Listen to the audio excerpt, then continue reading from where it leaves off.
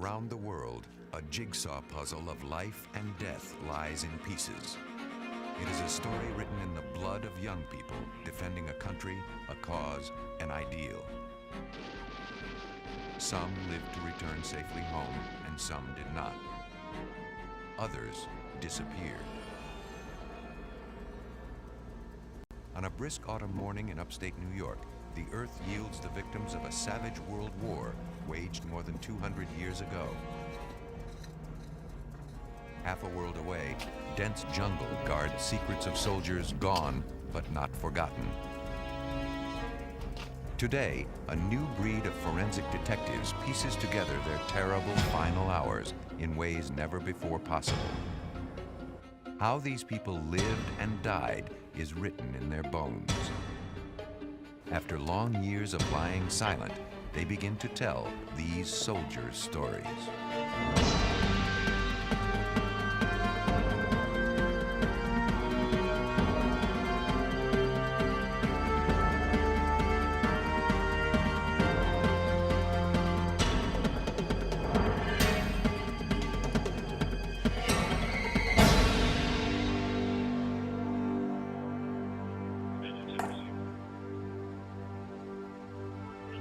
As the ancients have said, the war is not over as long as the last slain soldier remains unburied.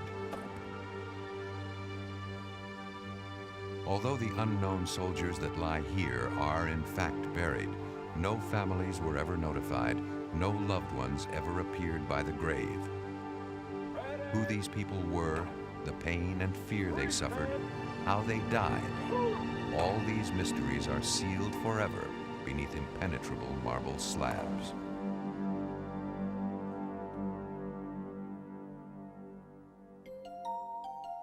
Today, thanks to modern science, no one in the United States military need ever again become an unknown.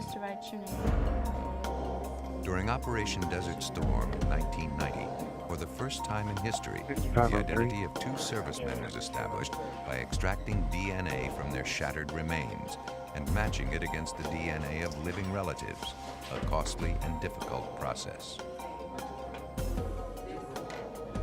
Now, to more easily trace the names of war casualties, blood is taken at recruitment to predetermine each person's DNA pattern, as unique as their fingerprints.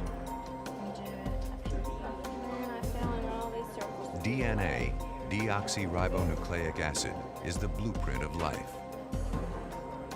The chemical essence of genes, it exists in all cells of the body and carries the information for eye color, race, height, and other traits.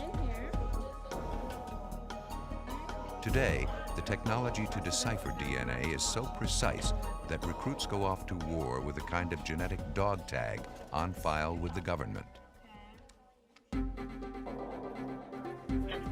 Hundreds of samples a year arrive at the Armed Forces Institute of Pathology outside Washington, D.C. How are you? The laboratory, which is the largest of its type in the world, processes and stores the genetic material. A computer checks name and social security number and prints labels for each packet. Maintained under tight security, the data may not be released except by court order. More than 1 million samples are already placed in deep freeze, each representing a unique human being. Deputy Program Manager is James Canick. For those who have ever visited Arlington or any military cemetery, probably one of the most moving things is to see a grave that doesn't have a name on it. And of course the inscription reads, "Here lies in honored glory an American service member known but to God." And we hope that in our little operation that we have here, that we will preclude that from ever happening again. The first major war in which Americans fought and died was more than a decade before the War of Independence. The tranquil region now known as Lake George, New York, was the scene of some of history's bloodiest fighting. In 1754, France and England clashed in a mighty struggle for control of North America. The brutal French and Indian War raged for 9 years and spread to every country where Britain and France had territorial interests. It has been called the first true World War. By 1763, with the French thoroughly defeated, the English ruled most of North America, including the 13 colonies. A strategic British outpost during the war was Fort William Henry. In the 1950s, the site was developed as a tourist attraction. Excavations of the old fort guided architects during reconstruction. While digging, scientists stumbled on an undisturbed burial ground. Today, a team of anthropologists and volunteers begin to piece together the story of how these soldiers lived and died. What they unearth is one of the most gruesome stories in the annals of war. Forensic anthropologist Mariah Liston first began working with the Fort William Henry burials in 1993. Her colleague, Brenda Baker, has worked with her since the beginning of the project. Liston and Baker know from patterns in the earth that they are guaranteed to find burials here. This is the outline of one of the rectangular grave shafts. It extends from that corner to the head would be right here. We can tell it's a grave shaft because the disturbed soil from digging this hole has been thrown back in, and we get this mottled coloration that contrasts very strongly with the undisturbed sand in this area. Over the course of 10 days, mounting excitement is tempered by the patience and precision for which every anthropologist is trained. As they carefully remove the earth within the grave shaft, the top of a skull finally emerges. 9063. I think this is really one of the most exciting parts of this, because this is the first time this person has been seen since he was laid to rest, and you get an idea as you uncover his face of something about what he looked like and who he was. Slowly, the extent of the find becomes evident. Remarkably, the skeleton seems intact. Maybe I was that subject, well, female subject at that vehicle. Some specific bit of information we haven't had before. Parkway in Ross. It's exciting to have another piece of the picture and to know that we're filling out the puzzle a little bit more with each of these discoveries. So I often wonder what happened to their families. Did the families ever learn that these men had died or what they died from, and who they left behind? Many of them probably had wives and children in other places. They're all pretty young. They're as young as about 14 or 15 up to early 20s, most of them. There are a few that are a little bit older, but they're late teens and early 20s. Before the skeleton is removed for preservation and study, Liston carefully documents its exact position. Even now, she begins to recognize the telltale signs of a vicious war etched in these bones. It looks like this is one of the soldiers that has been doing a lot of really heavy labor. There's a lot of wear and tear on all of his joints.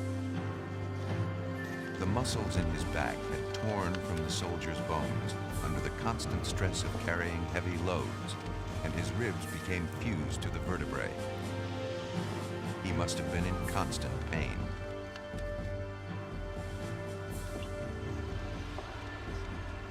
If left exposed to the elements, the bones would deteriorate over time. Working well into the night, the team removes and labels each bone fragment to take to the lab.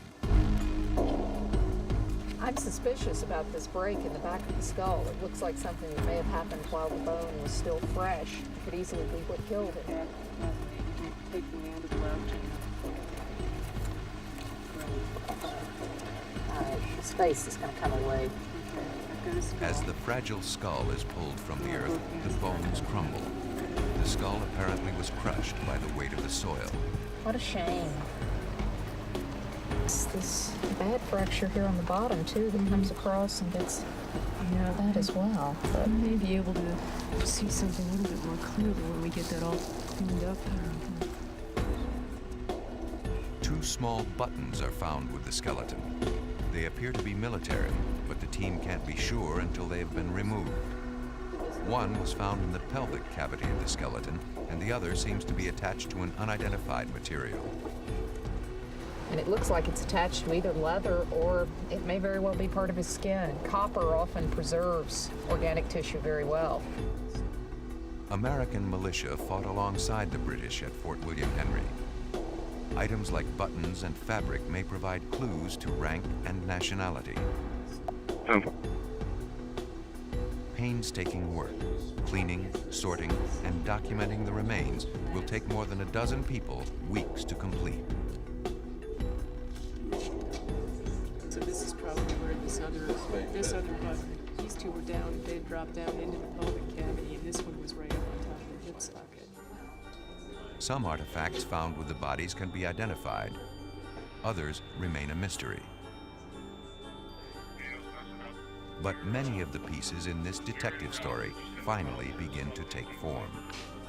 Far more than a pile of bones, a young soldier has emerged from the depths with a story he waited centuries to tell. Yeah, you can see. So those two. 2 weeks into the excavation, as winter closes in, one complete burial has been unearthed, and several others are still being excavated.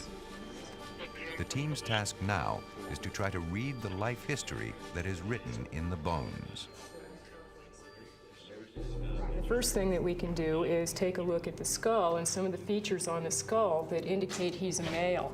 If you look at the area over his eye orbits, you see that it's fairly well developed, and there are brow ridges essentially there, and that's a feature that you find in men. Women's foreheads tend to be a little bit higher. This one slopes back a bit, so that's an indication that this is a man. This is his jaw, his lower jaw, and you can see it's very large and robust, and the chin is extremely square, and this is another feature of a male. Next, they must determine the person's age at death. And if you look at the ends of his bones in his arms and legs, you can see that they're completely fused together. In younger individuals, you would see separate caps at the ends of the bones, and because those caps have fused on, we know that he's at least more than about 18 years old. We can see that his molars are all completely erupted here, including his wisdom tooth, and that usually erupts when you're about 18 to 21 years old. So again, another indicator that he's an adult male. Many other questions remain. What was life at Fort William Henry like for this man? What was the condition of his health? Most of the younger individuals had very severe arthritis. The only place where he has any significant arthritis is here in his right elbow. And this is the forearm. This is the bone where it hooks over your upper arm and allows you to move it back and forth like that. And if you compare the right elbow to the left elbow, you can see how much rougher this surface is here on the right. So this means he had a lot more action in his right arm, and because of the arthritis showing up just in his right elbow, it suggests that he's a right-handed man. We have another clue that he was right-handed because he's got wear on some of his teeth on his lower jaw, and you can see it's beveled right on these cusp surfaces here. So he's probably clenching a pipe over on the left side of his jaw. And that's what would have caused that kind of strange wear pattern on his lower teeth. And because he was clenching that on the left side of his jaw, he was probably right-handed. You would put the pipe in the left side of your mouth and use your left hand to take the pipe in and out.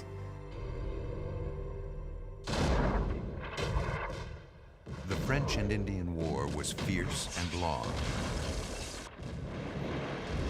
Yet the soldier's most constant enemy was not a bullet, but disease. Smallpox, influenza, and tuberculosis ran rampant.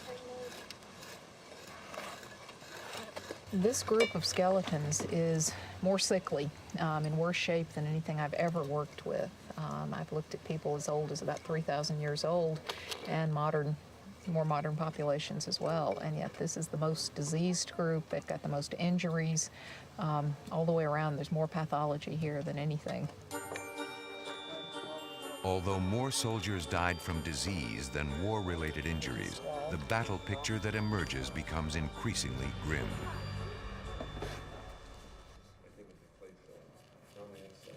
This soldier is an example of one that was shot.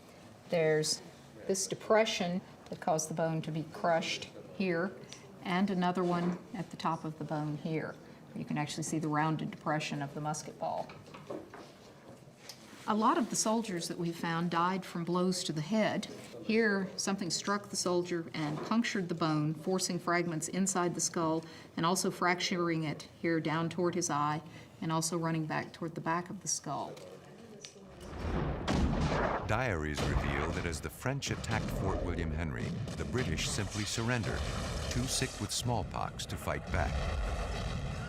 Then, without warning, a group of Indians allied to the French attacked and slaughtered the ill and injured men.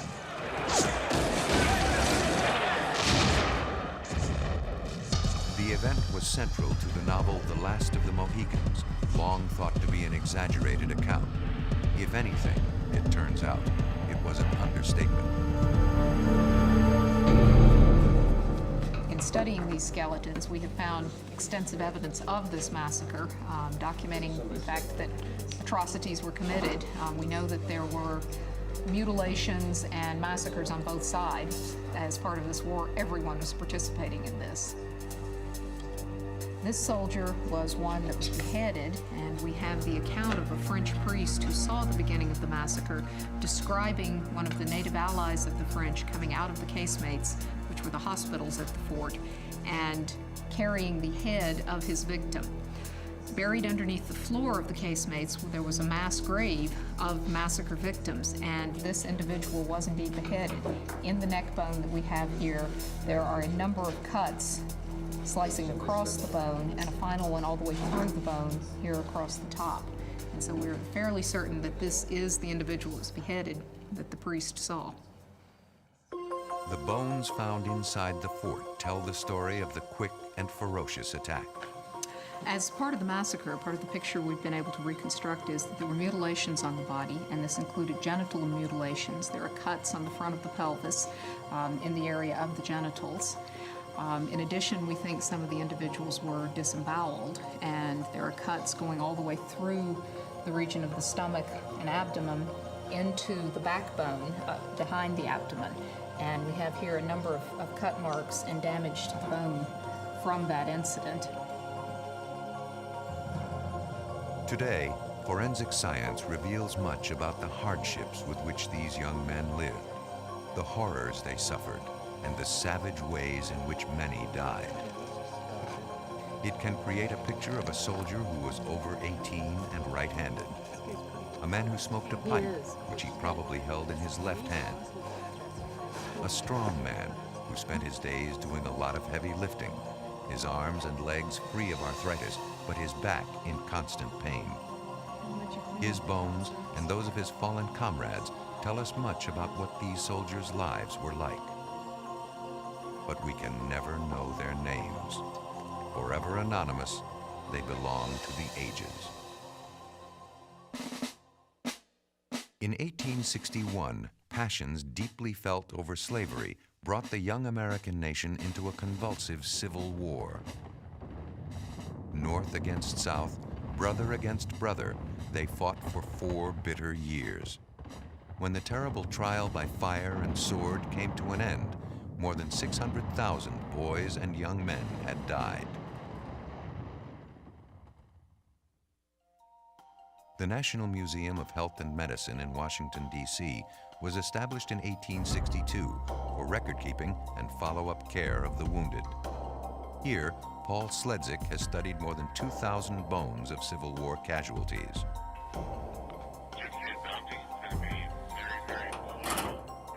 Although bone may appear rock solid, in actuality, it changes over one's lifetime, even over the course of a few days, in response to exercise, wear and tear, and disease.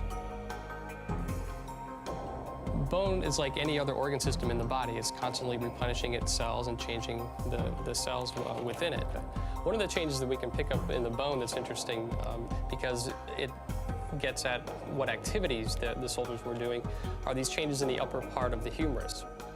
This is the humerus, or the upper arm bone, from a Civil War soldier, and this defect here, this etched area in the bone, is indicative of heavy muscle activity of the upper arm, probably lifting the 15 to 20 pound rifles and firing them, digging with picks and axes. The bones also tell of the savagery of battle. Although the wire was added later, this piece of shot was lodged in this man's leg for perhaps 2 months before he died.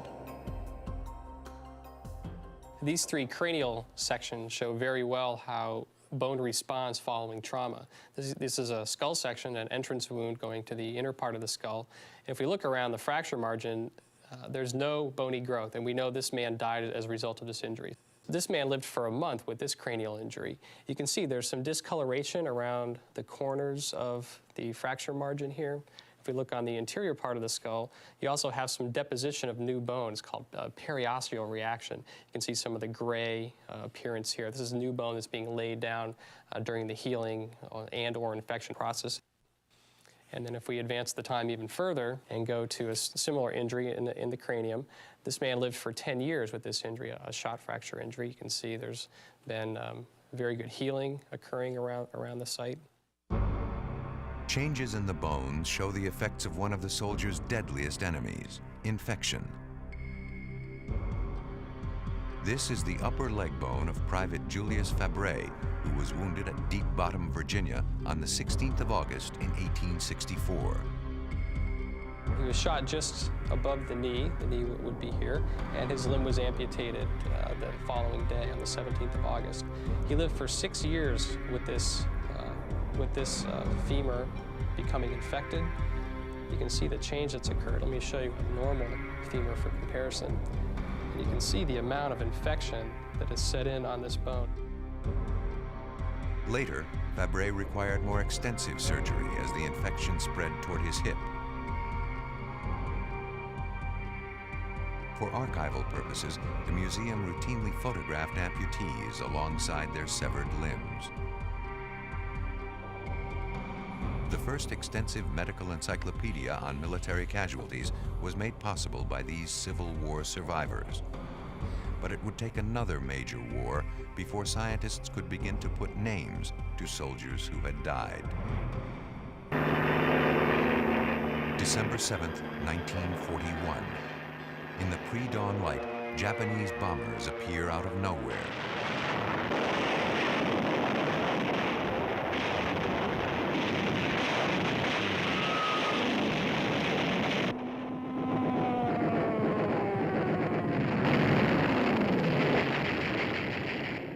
Sirens shriek, bombs explode.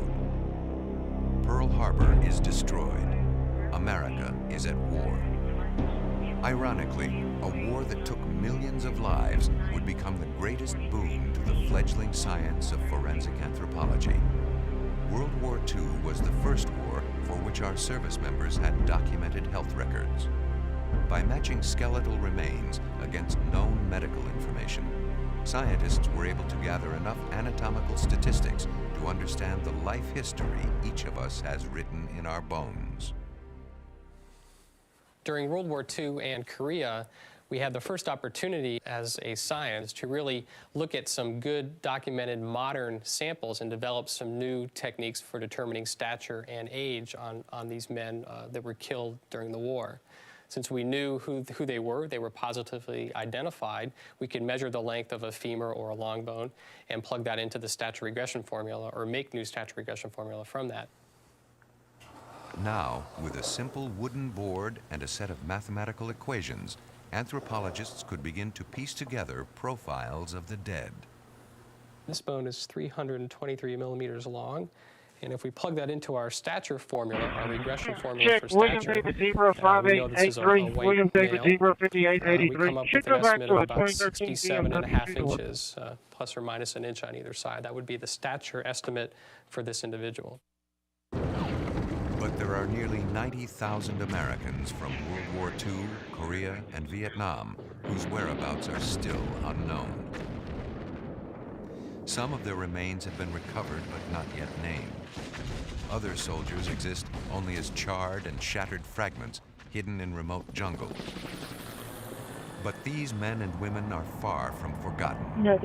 The search for their identity is one of the great detective stories in forensic science. Clear. Give me that other comment.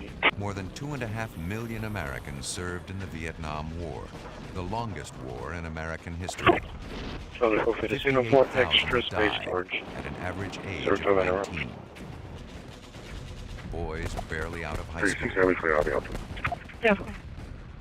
The ferocious guerrilla combat mangled and mutilated bodies, often beyond recognition. The remains of over 2,100 of these young men never made it back to the United States. Many of the men were buried upon impact at crash sites in the jungles, or their bones lay undiscovered in the foliage, decomposing from the intense, moist, tropical heat. After nearly 20 years in the military, 38-year-old Air Force Major Edward M. Hudgens was preparing to retire when he was sent to Southeast Asia in 1969. At home in Big Spring, Texas, he left behind his wife Mary and their 4 children, Stacy, Wendy, Jeff, and Doug. On March 21st, 1970, 7 months into his tour, Major Hudgens was leading a search and rescue mission flying over Laos when his A-1 aircraft was hit by intense enemy fire. Other pilots saw his plane go into an inverted spin and crash, but they saw no parachute and heard no emergency beeper signals. There was never any uncertainty as to my husband's death. The uncertainty was not knowing when they were going to bring him back. All we could do was wait and wait for the government to get permission to go in. They were supposed to go into the site one time about 2 years ago, and we were all excited about it, and then there was a change in plans and they could not go in, and I was absolutely devastated. It just tore me apart, and I didn't realize how much I had counted on that. Mary Hudgens has never remarried. Using her VA benefits, she went back to school, got a job, and raised her 4 children alone. When other kids my age have lost a parent, they have a cemetery and a grave site they can go to, and they can commune with their parent, their lost one. We didn't have that.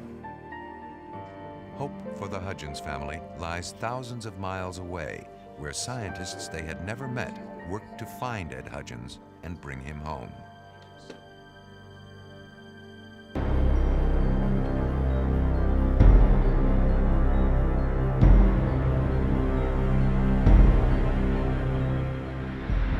Hawaii's National Cemetery is known as the Punch Bowl. The stairs are flanked by stone walls etched with the names of thousands of soldiers who disappeared in combat, beginning with the Second World War.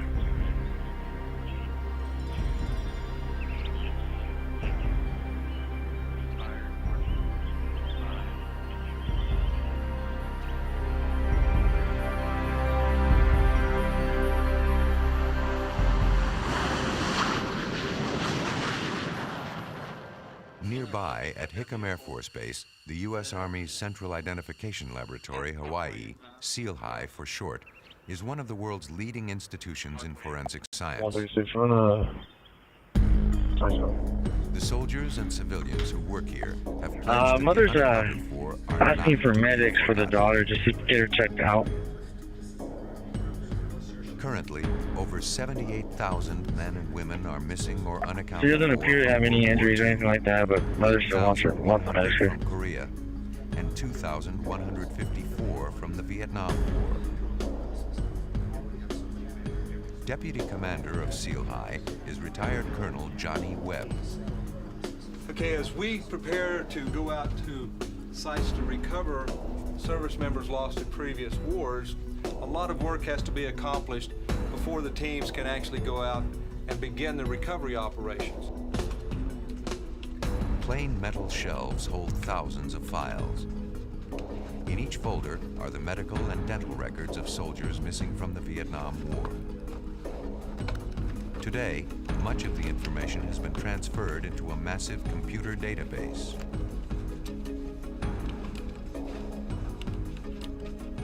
The real research is done in this room to prepare our teams to go out and do the excavations, as well as to provide the information to the scientific staff to make the individual identifications.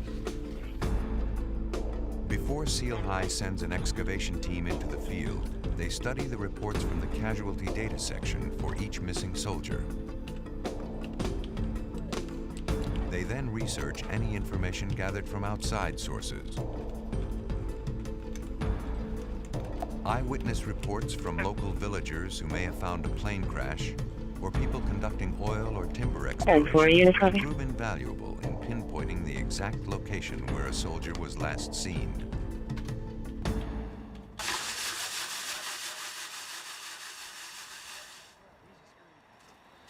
Seal High recovery teams train in Hawaii before excavations begin abroad.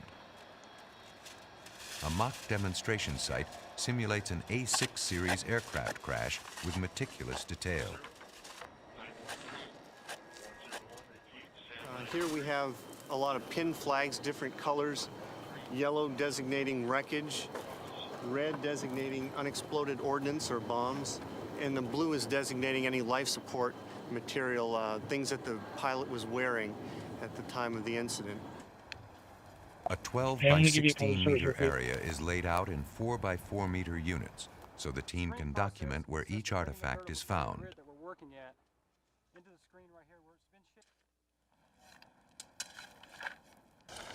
Dirt is carefully removed and brought to a sifting station, where it is sorted by hand through a fine mesh screen.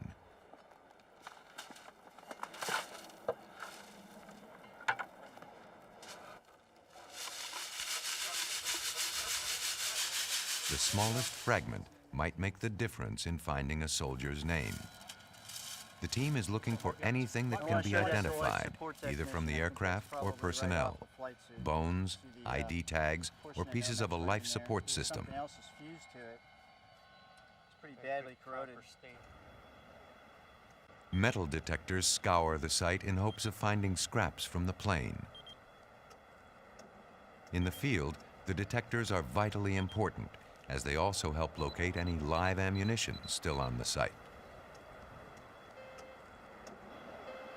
Mostly coral, just this band of red. Ground-penetrating radar sends radio waves into the earth which reflect off buried objects. Disturbance close to the surface. The surface profile has been disturbed recently. Okay, we have an anomaly. We have metal object. Different types of materials create colored bands, which helps the team assess the likelihood of a burial. The first dramatic use is that when we go to Southeast Asia and we have these witnesses to incidents that occurred in the 60s, these people are apt to be old. And what they do, they say, well, yes, I did bury him, I did bury the American, and I buried him somewhere around here, but it's changed. And then they might point to an area, it's a football field in size, you know? Maybe the body's there, maybe it isn't. But I can eliminate vast areas of it within minutes. After weeks and months of training, men and technology are put to the test in a once forbidden land. The jungles of Vietnam that claimed its victims more than 2 decades ago.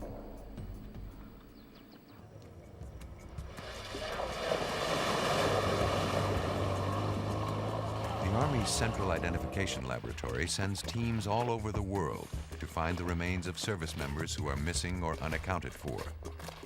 Working in some of the world's most remote locations, the teams work tirelessly to ensure that they recover every piece of evidence.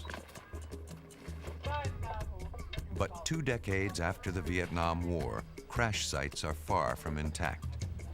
Villagers have scavenged whatever they could find a use for. This piece of wreckage from a downed American airplane is being used as a blade for a plow. And now that plow may be hundreds of miles from where the plane actually went down.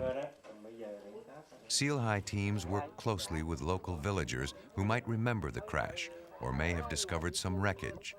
The goal? To try to pinpoint the exact location of the crash. She said she saw 13 people. She personally counted 13 people that morning. 06340358. The team compares the information they receive from the villagers with detailed maps prepared at Seal High to determine the coordinates of the probable crash site. Global positioning systems fix their exact position as they trek sometimes for miles toward the site.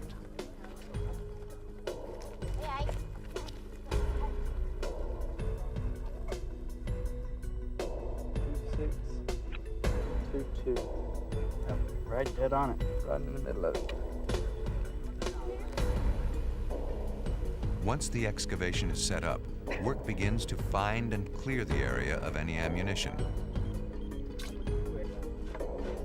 The work requires patience and precision and can be extremely dangerous. Beauty. Okay, move on back. Live 40mm shells litter this C-130 crash site. Once they are located, they have to be carefully removed and carried to a safe distance where they will be disposed of later.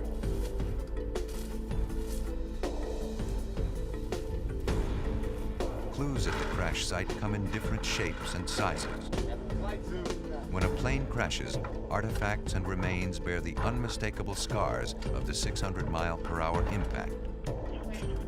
Large guns are buried by the force of the crash. The plane is literally torn apart. Pieces of the fuselage are scattered in all directions. Okay, this is important. It's a helmet. Microphone is semi-cracked of the flyer's helmet.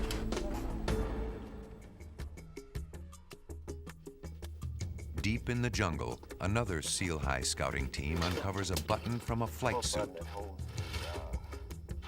Then, further digging reveals a remnant of fabric from the suit beneath the dense jungle foliage. In a high-tech war, soldiers are mangled by their machines. Finding an intact skeleton in Vietnam would be inconceivable. So every fragment is a vital clue. The most significant finds are human bones and teeth. All the remains found in Vietnam are brought back to the Seal High Laboratory in Hawaii for analysis.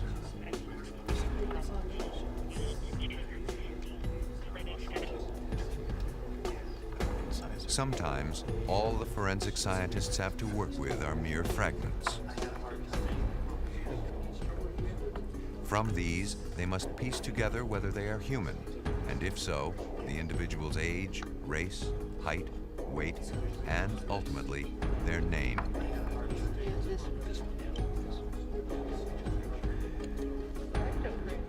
To date, Seal High has positively identified 570 unaccounted for service members from World War II, Korea, and Vietnam, and returned the remains to their families.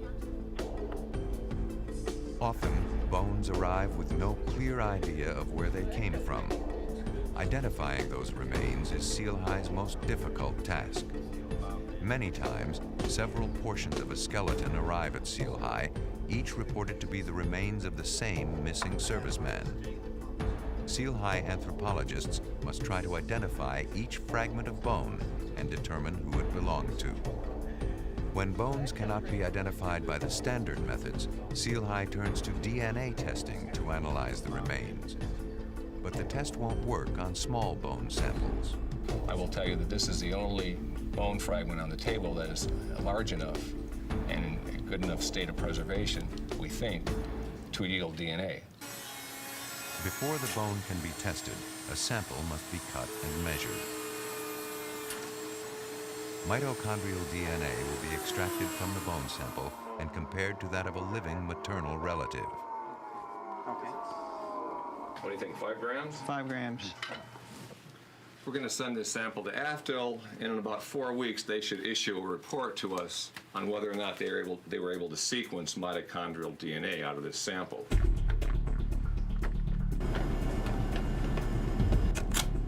Before any work begins at the Armed Forces DNA Identification Laboratory outside Washington, D.C., the bone sample must be cataloged and photographed. In the laboratory, before the process of extracting its DNA can begin, the exterior surface of the bone sample is cleaned to remove any contaminants. Then, a 2-gram fragment is washed, dried, and pulverized in a blender. The powder then undergoes a chemical reaction that disrupts the cells and releases the DNA into a liquid solution. This incubates overnight with an enzyme which breaks up the proteins within the cells, leaving purified DNA. Mitch Holland is the branch chief of service and genetics systems. DNA fingerprinting is just like a fingerprint. What we do is we look along the sequence of the DNA, we analyze those regions, we compare those regions to, say, a suspect, a family member. When we do that comparison, we're looking for inclusions and exclusions. We're looking for matches and non-matches. Scientists at the Armed Forces Lab have a twofold job: to identify DNA fingerprints from blood samples, and the more complicated task of extracting DNA from remains which may be decades old. In order to match the DNA fingerprint of a missing soldier, the scientists must test it against a blood sample which has been mailed to the Institute by a maternal relative. The process of extracting DNA from old skeletal remains is such a significant advance in biological science that in 1993, one of its creators, Dr. Kary Mullis, earned a Nobel Prize. Scientists had known of DNA since the 19th century, but the mysterious nucleic acid structure was not known until the 20th century. In 1962, James Watson and Francis Crick won the Nobel Prize for uncovering DNA's three-dimensional molecular structure. There are two types of DNA: nuclear DNA, which is found only in the cell's nucleus, and mitochondrial DNA, found in the surrounding mitochondria. The first type is not as plentiful as the second, which can endure in bones for thousands of years after death. In both varieties, DNA resembles a twisting ladder with cross rungs composed of adenine, thymine, guanine, and cytosine, or A, T, G, and C for short. The prints in DNA fingerprinting are pieces of A, T, G, and C of varying lengths and arrangements. Mitochondrial DNA is inherited only from the mother. Therefore, people related along maternal lines share identical patterns in their A's, C's, G's, and T's that non-related people probably would not. A match indicates a high probability of identification, but in and of itself is not 100% conclusive. To have a large enough sample to work with, scientists are able to reproduce or copy the DNA in a machine called a thermocycler, which synthesizes millions of exact copies of the DNA within a few hours. The process is known as a polymerase chain reaction. The sample is then carefully loaded onto a gel through which an electric current is passed. Ultraviolet light helps visualize the individual bars of DNA. Then, several samples are loaded onto what is known as a sequencing gel, one sample per lane. The sample is then read by a laser, which runs back and forth across it several hundred times a minute. The information is then converted into a peak, which can be translated into an A, G, T, or C. When compared to the family reference sample, if the sequences are identical, they are considered a probable match. Over the years, remains alleged to be those of Ed Hudgens came to Seal High 4 times. Once from an unknown source, once from a Laotian native, and twice from his known crash site. The bone tested for DNA was from the Laotian source and was clearly ruled out by the lab tests. But some of the bones acquired from the unknown source aligned with fragments from the crash site. These can be certified as belonging to Hudgens. Artifacts at the site found near Ed's remains included his watch, a buckle from his seat harness, a dog tag chain, and a dime. An American coin deep in a faraway jungle. But it would be a single tooth, not much bigger than the dime he carried in his pocket, which provided the pivotal clue the scientists sought. Looks pretty good. When the cases come into the Seal High laboratory, if there are dental remains, they are studied by forensic odontologists. They look for any unique characteristics which would help match the tooth to a missing soldier. In this tooth, we see a root canal.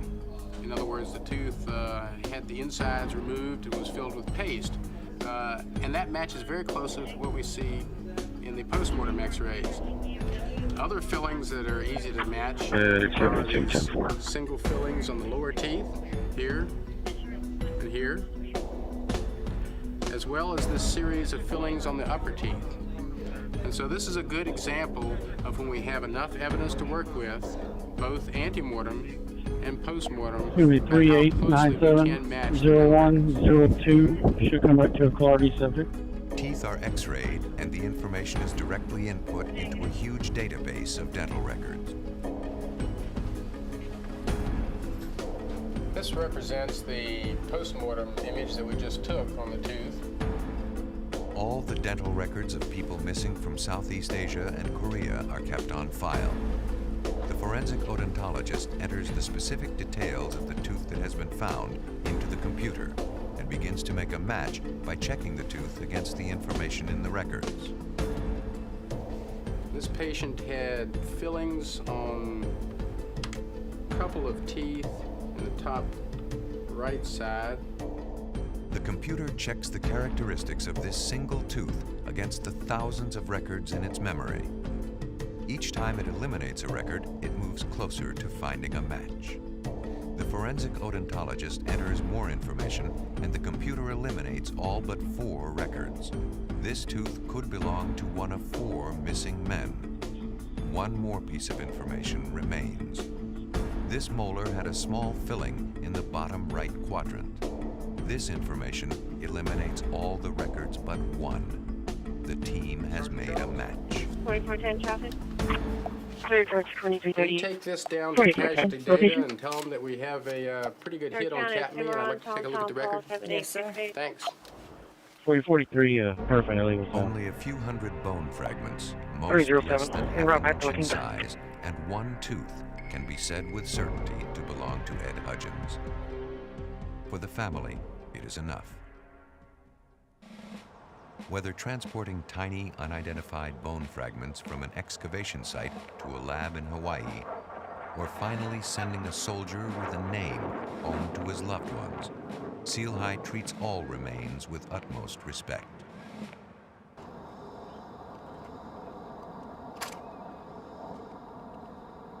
Forward! Hurt!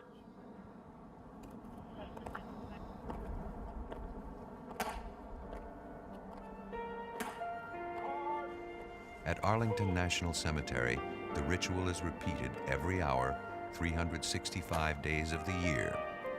Fallen heroes forever honored, yet forever unnamed and unknown. 629, go ahead. But one hero, once among the missing, has finally been found. He comes to eternal rest with a name, full military honors, and a Purple Heart.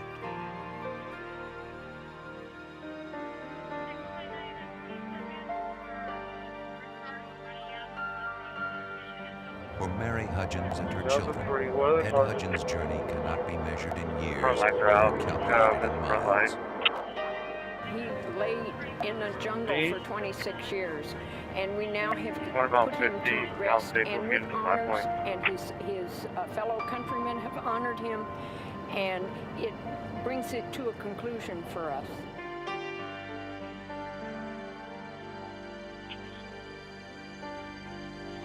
"26 years to the day after Ed Hudgens' plane crashed in the jungles of Southeast Asia, his children lay a wreath at the tomb of the unknowns.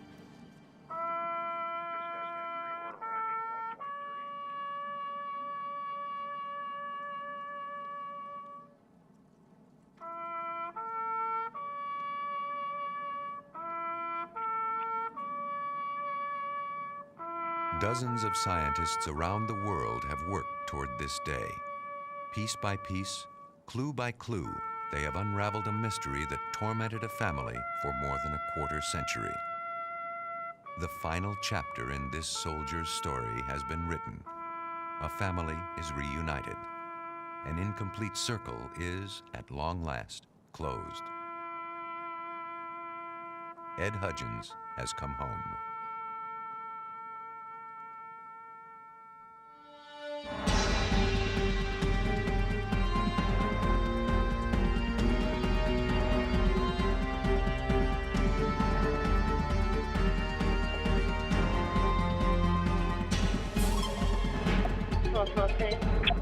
Sorry, just waiting for me too.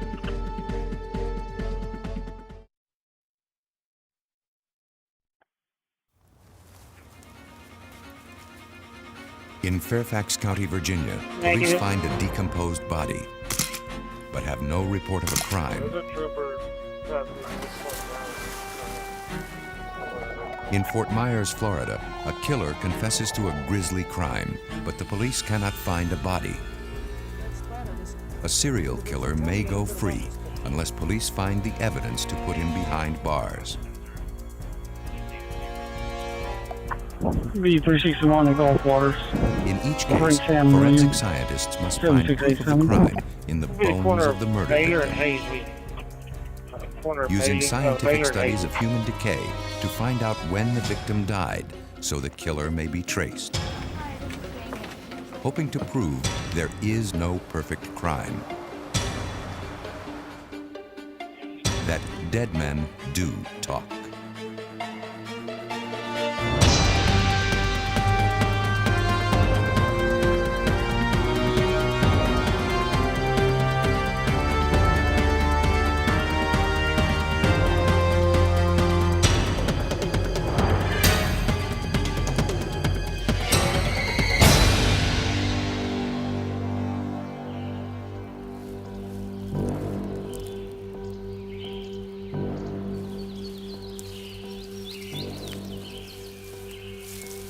December 1993.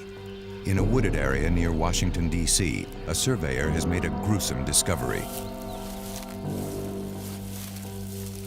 While mapping out a new suburb in the Virginia countryside, he has stumbled on a body buried in a shallow grave.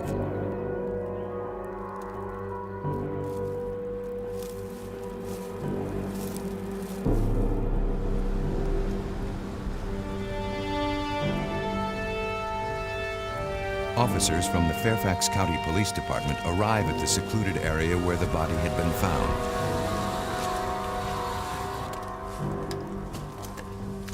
The first homicide detective on the scene is Detective Jerry Farrell. How you doing, Officer Gregory? What do you got? There's a human skull right over here. Okay. Let's take a look.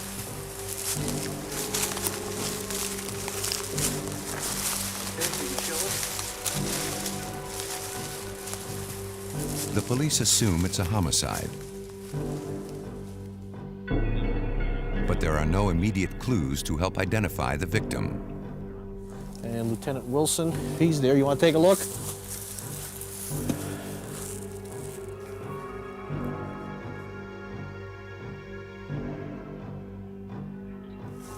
What you're going to need is start mapping out the area.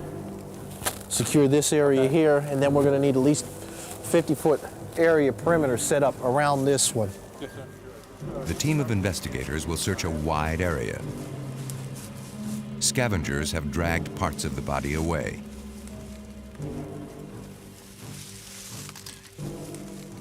The police meticulously document the position of the body with photographs, sketches, and notes.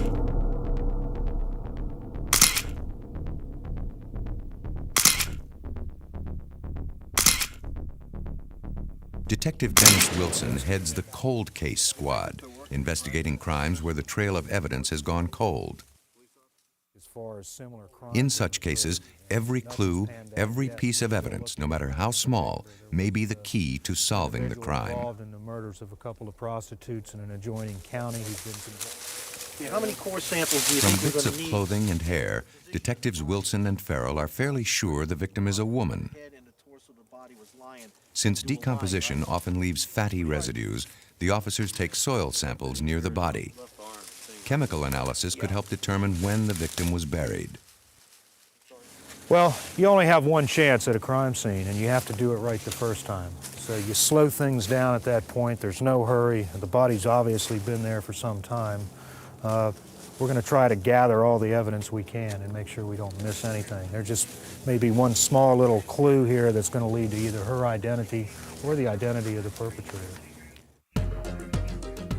Because the body is so badly decomposed, the detectives make a call to nearby Washington, D.C.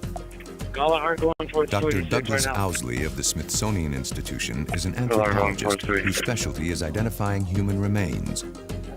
From soldiers who died in the Civil War to the modern-day victims of homicide. He has testified in many criminal trials as a forensic scientist. Forensic meaning science used as proof in a court of law. Receiving the call from the Fairfax County Police, he agrees to visit the site where the skeleton has been found. In the usual case, murder victims are assigned to medical examiners who dissect the body to find the cause of death. But medical examiners are accustomed to dealing with fresh bodies.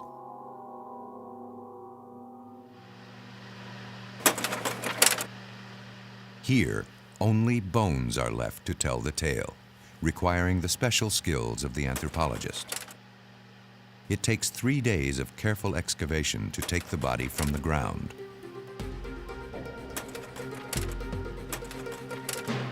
Back in his laboratory, Owsley hunts for signs of the victim's age, sex, and the manner of death. It is immediately apparent that the victim is female. The pelvic bone is wider in females to accommodate childbirth. Though Owsley believes the victim was a young adult, it's difficult to be more precise. She does not show any signs of arthritis, not severe arthritis. If you look at her spinal column, there's only minor changes, no development of arthritis. Her pubic bones are showing a stage of maturity that would be consistent with somebody that is about 30 years of age. In a young person, the sutures of the skull are plainly visible. This is a very general aging indicator, but in a young As a person grows older, the sutures tend to fuse together. and so in her cranium, In the victim's skull, the sutures are starting to disappear, confirming that the victim was a young adult. Only 5 feet 1 inch tall, she'd been stabbed repeatedly. The knife blade leaving marks on the collarbone, ribs, and vertebrae. looking at the pattern of cuts in the bone, you can tell that the individual was behind her at least some of the time. She has knife wounds that penetrated in the back and the midline. The cut that is in the clavicle and the collarbone, there's many different positions that could account for that, but one would be the individual reaching over her.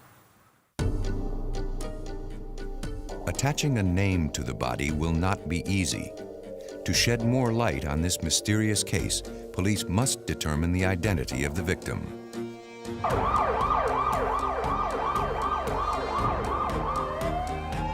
In Fort Myers, Florida, police will have the opposite problem. a crime without a body. 911, what is your emergency? Yeah. Okay, one moment, sir. Betty, I have a man on the phone advised he just murdered someone. In a police communications center in Fort Myers, Florida, a 911 call will lead to the discovery of a grisly crime dating to 1989. 911, what is your emergency? I'd like to report a homicide on Piney Road. Murder, where did it happen? I'm only calling in because I should confess to what I did. And you did it?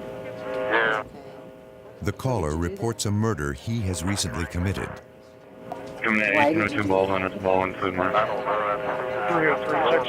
He says he's thought of turning himself in, but hasn't decided yet. Are you going to wait there for us? The 911 call is traced to a shopping center phone booth. The operator tries to keep the killer on the line, while a message goes out to police units in the area. Lake County 211 1065, a possible signal 5 at Coral Gate Shopping Center. Orange Grove and Pondella. Orange Grove and Pondella. Officer Paul Rose monitors the call and finds no one at the shopping center phone booth where the call originated. But less than a mile from the shopping center, he has spotted a possible suspect.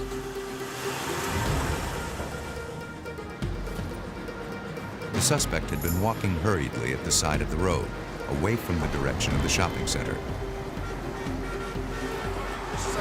The suspect, whose name is Paul Klein, quickly admits he made the 911 call confessing murder. He is advised of his rights and taken into custody.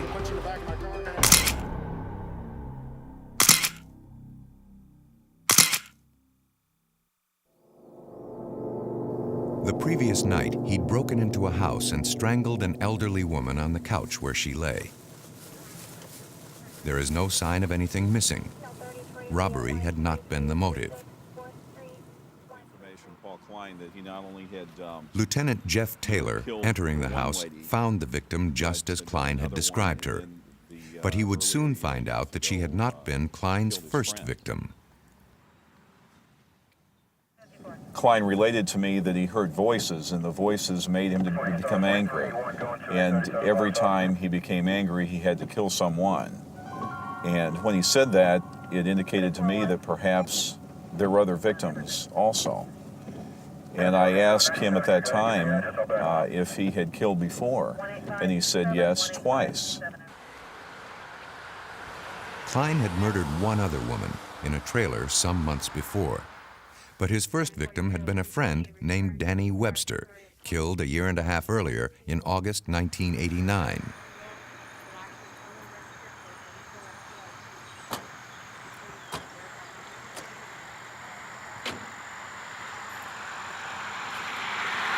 Luring Webster into a field to look for aluminum cans, Klein had beaten him to death with a lead pipe. A crime scene search unit scours the area where the killing allegedly occurred. There you go, I got something over here. Oh, yeah? What is it? Work boot. Does it look like it's been there a while, or? We had information that we believed at the time that the crime was committed, the original act of the homicide was committed in this field. So what we did a grid search of this whole field, and upon doing that, we located a shoe. It's early to tell right now if it actually belongs to the victim, but we believe there's a good possibility that it does. Therefore, once we found the shoe, we have to treat it as evidence.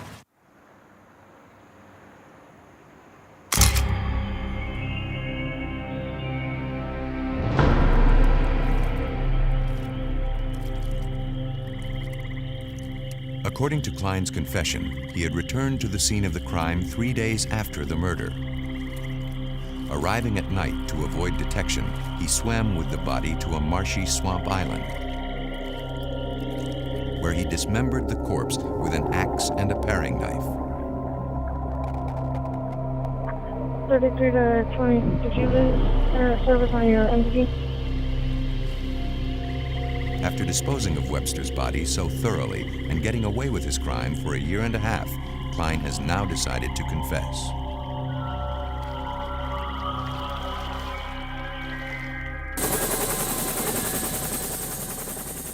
The crime scene search officers find a small piece of bone, photographed exactly where it is found. But they will not find a body. Yeah, the other Without a three, body, he walked from police do not Eunice have enough area evidence to mowing. convict. Detective Jack Schell interrogated Klein under tight security. Klein had once bent a stop sign with his bare hands.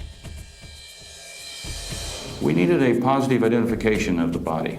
Although we had somebody telling us who they killed and that they killed them, we still have to prove who was killed, how they were killed, and when they were killed, to the best we can. It's the corpus delicti, the body of the crime.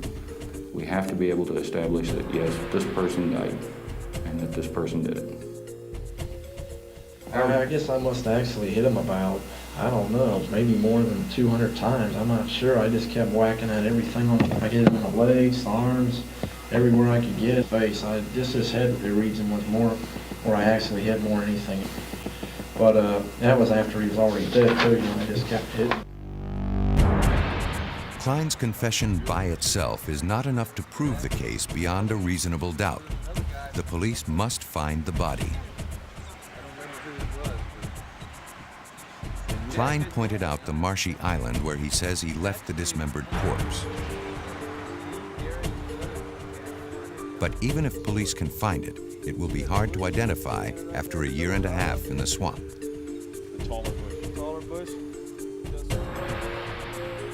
The case will go to Dr. William Maples of the University of Florida, a world-renowned authority on the identification of skeletal remains. In 1991, he led the team that exhumed the bones of President Zachary Taylor, who died mysteriously in 1850. Some historians say Taylor was poisoned, making him, not Abraham Lincoln, the first American president to be assassinated. After testing the dead president's hair and fingernails for poison, Dr. Maples laid the body and the assassin theories to rest. In the case of Paul Klein, it is immediately clear to Maples he is dealing with a possible psychopath totally unaffected by death. Well, bodies in Florida tend to bloat very rapidly. Florida is known for its sunshine and good weather, especially in the area of Fort Myers where this took place. So the first thing that our killer attempted to use was a paring knife. It is very flexible, it is light, it may be sharp, it may be serrated, and may be very, very effective sometimes in cutting up bones. The so-called Ginsu steak knife is amazingly flexible and yet will go right through bone if it's properly used. So our killer sticks the knife into this bloated body and outpours all over him yellow and green discharge, foul-smelling fluid. This is enough to really disturb anyone, even if they weren't disturbed to start with. But the killer's use of a paring knife may be the key to identifying the victim's remains and corroborating Klein's confession. If we take a paring knife and rub along a stick or a bone, or whatever the case might be, you notice that the blade jumps and chatters. This chatter produces an interrupted type of cutting on the bone surface. And we look for this evidence of chattering, and that tells us how flexible or inflexible the blade is. On the other hand, if we take a good heavy-bladed sharp knife and cut on the bone, it doesn't chatter, it simply shaves the bone. And this is evidence of a heavier, less flexible blade.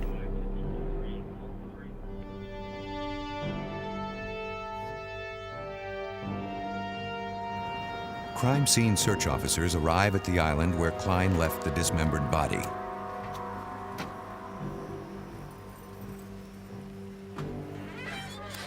If they can find bones that were sliced with a paring knife, they'll have strong proof that Klein's confession is real.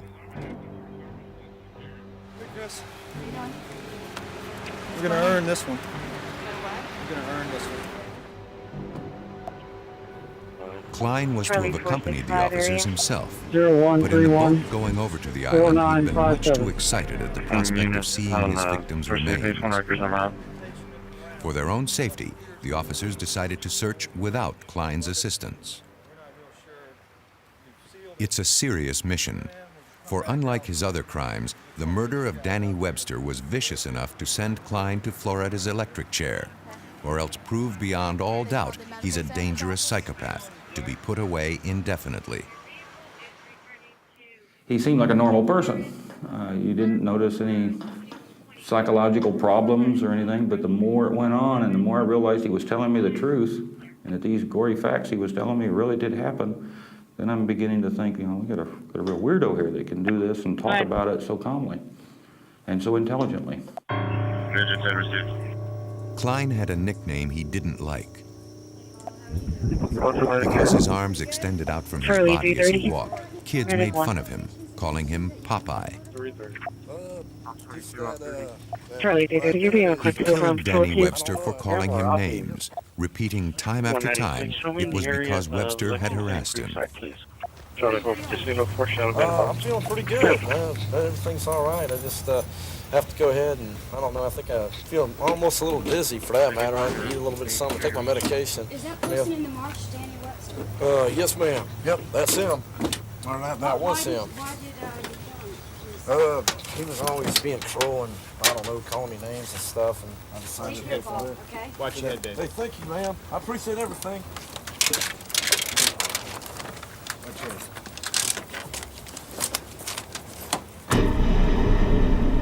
The island where Klein left the body is partially submerged and subject to changing tides. The logistics of finding evidence are very difficult.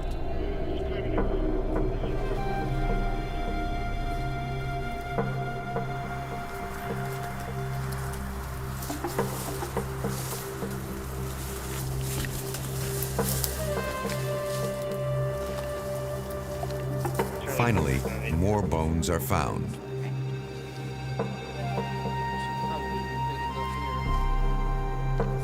The body is in pieces, just as Klein had said.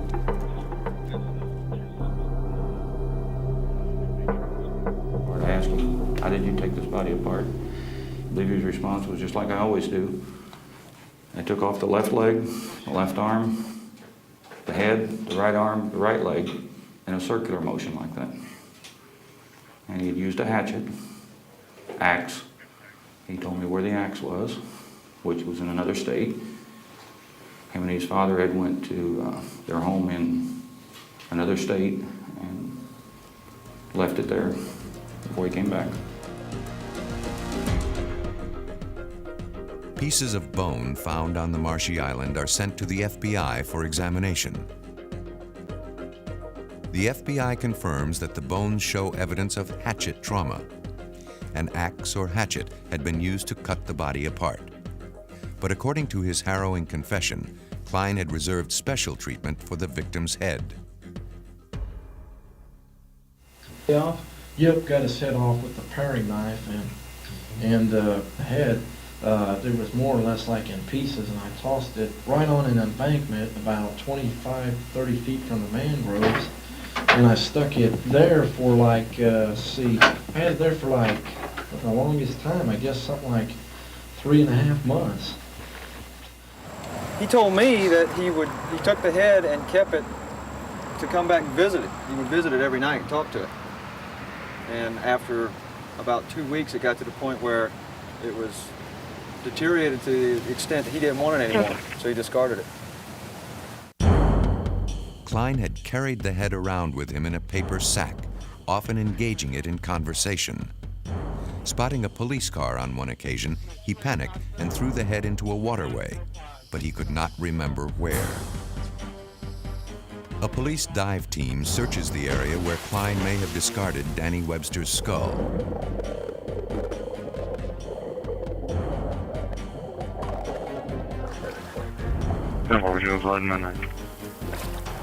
It is an area of murky waters frequented by alligators.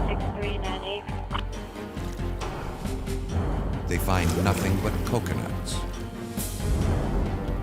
Unless the head is found, it may be impossible to identify the remains as those of Danny Webster. Here, as in suburban Virginia, the police must team up with science to bring a killer to justice.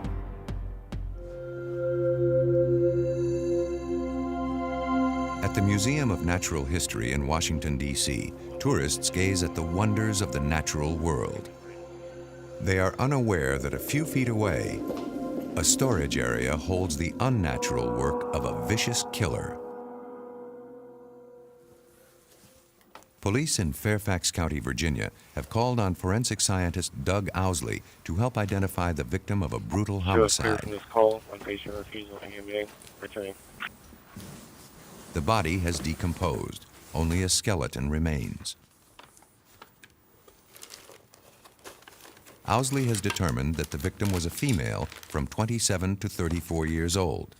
She died from repeated stab wounds. But who is she, and where did she come from? When you're working with police cases and working on problems of human identification, often when the remains come into the laboratory or when you're involved in the recovery, the identification follows very quickly. There's someone that's missing, there are records that can be obtained, dental records or medical records that you can compare against, and you can get that person identified within a very short period of time. Okay. All right. Well, if we can help, let's try. But police in Fairfax County have found no immediate links to a missing person. What's your phone number? Owsley will need every piece of evidence he can find to produce a life history of the victim, to be matched, hopefully, with someone who disappeared as many as 6 years before. Personal effects found with the victim are minimal. An inexpensive hair clip, a hair pick. Her blue jeans had rotted away. Her synthetic underwear remained. Lightweight sandals indicate that the crime was committed in warm weather. Her hair was a light brown color, as determined from analysis of hair found at the site. We know that her fingernails were painted from fingernails that were recovered at the site. It was a dark glossy pink in color. So there's a lot of details. On the earrings found near the body is a fragment of human tissue. The metal of the earring had protected it from bacterial decay. The earrings are included in sketches distributed nationwide. Slowly, painfully, the haunting details of the victim's life are coming into focus. In the spinal column are signs of trauma. Depressions in the vertebra are evidence that the discs between the vertebrae have herniated. The victim may have held a job that required heavy lifting. She'd once taken care of her teeth, but in the last years of her life had allowed them to decay. She had fillings on the front teeth to maintain her appearance, but 5 of her molars are missing. Black stains on the teeth are evidence the victim was probably a smoker. Overall, the impression that you would have, but it's an impression based not only on the dentition, but perhaps some of the things found with it, it would suggest that it was an individual that did not have a lot of money, that fairly limited financial resources.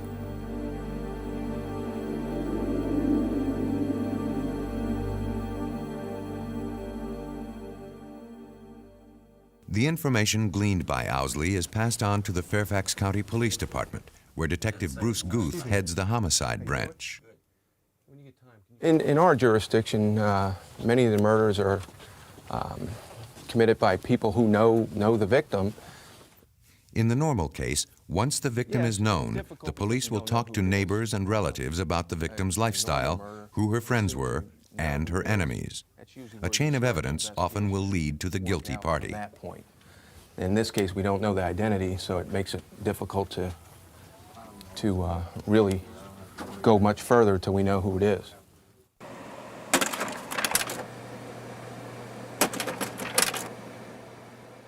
Detail by detail, Fairfax County Police re-examine the evidence found at the scene.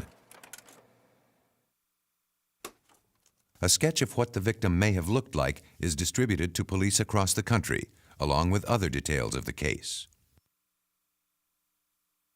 Even though this case is 2 years old, I'm still actively pursuing leads that have occurred. I receive inquiries approximately 2 to 3 a month. Just recently, I received one from Philadelphia, New York City, and Ohio. Despite the continuing efforts of the Fairfax County Police, there is no matchup of the murder victim with a missing person. To facilitate the search for the victim's identity, Doug Owsley provides data for a second composite sketch using an FBI computer program. When you look at a skull and you're trying to assess what this individual looked like, the basic form is going to be defined by the skull itself. Kill somebody before.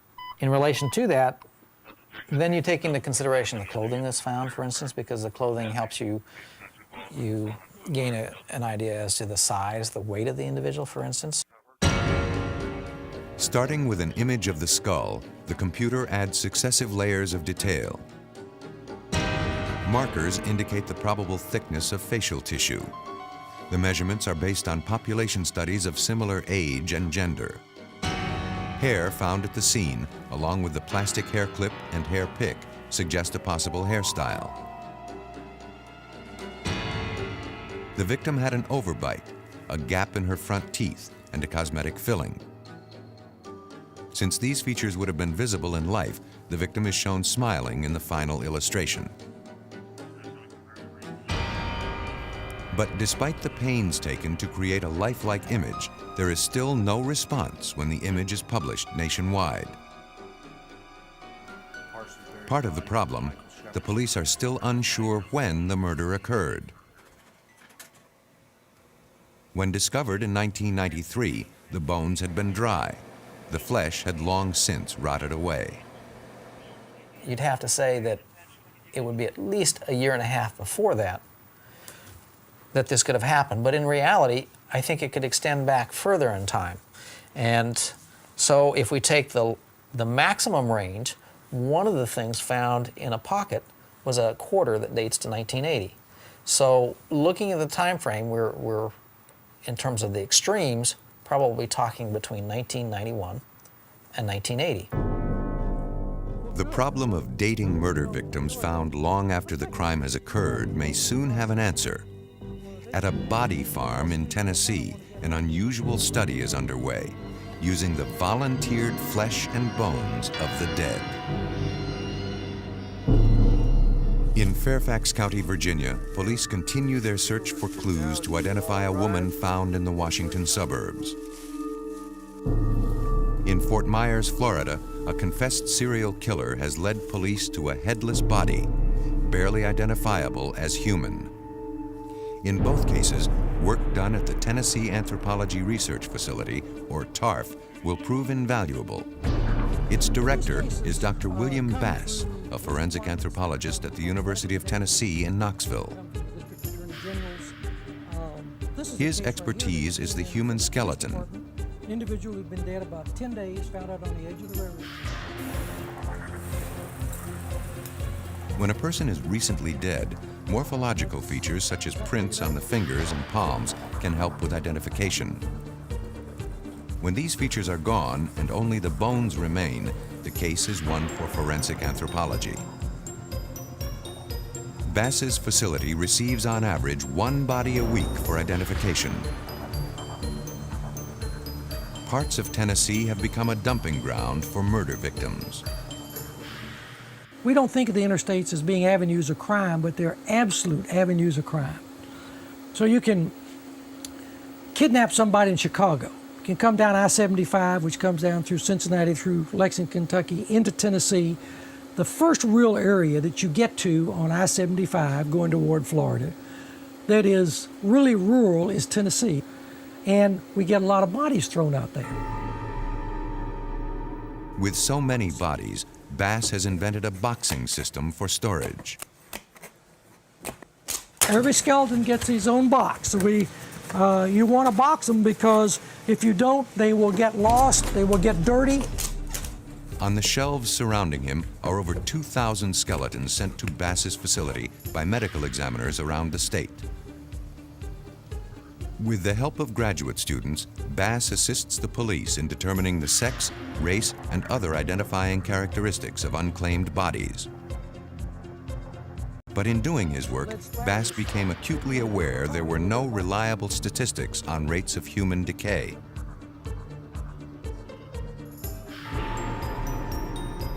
He established near Knoxville an outdoor preserve known informally as the Body Farm. Here, he has planted not living things, but dead.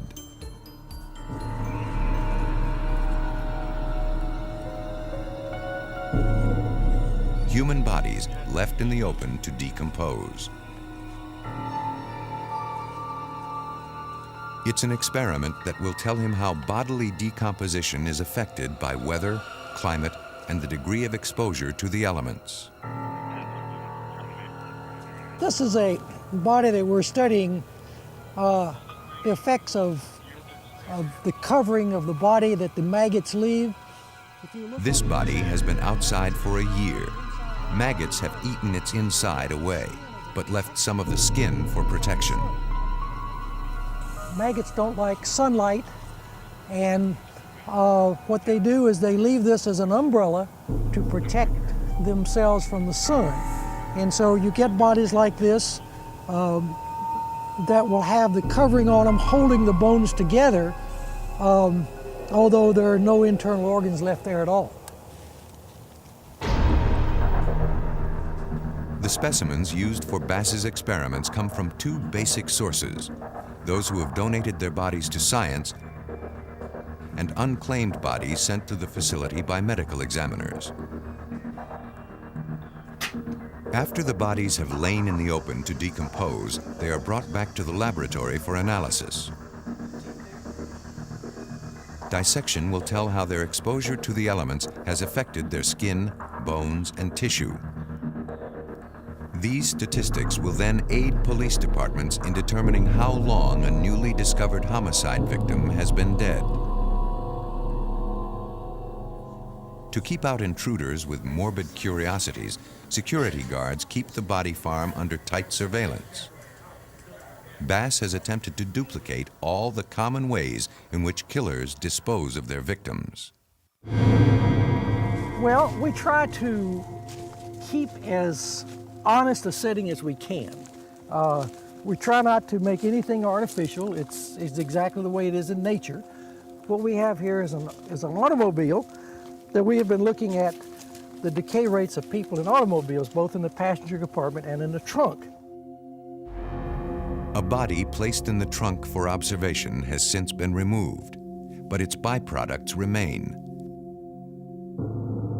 Tiny pupil cases from which flies have emerged. A matter of minutes after death has occurred, flies are attracted to the body to lay their eggs. The eggs will hatch into larvae, or maggots, that feed on the decaying flesh before turning into flies. We can tell you that this individual has been in this trunk at least 21 days from the fly pupae that are present, from the pupil cases that are present here. In the back seat of the car, another body has been removed, again leaving a clue as to time of death. Hair mass. What's called the hair mass falls off a dead body after a week's time. Bass has found that in enclosed vehicles, the buildup of heat often accelerates the process of decomposition. Came in last week, and I kind of want to get an idea of what they look like now. Some of the bodies have been dead only a week. Well, he hadn't gone very far. Well, they're both at about the same stage, aren't they?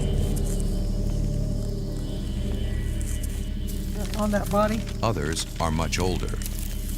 Well, there are some maggots right there, but that maggot is frozen. He's gotten away from the warmth of the body, and didn't make it back to the body, so there are a couple right there.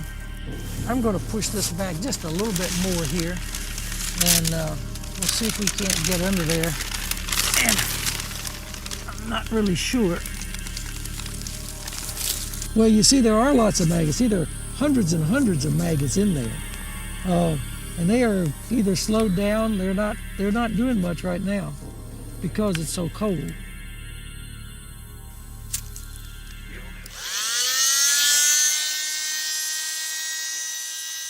Each month, Bass sends bone and hair samples to the FBI for analysis.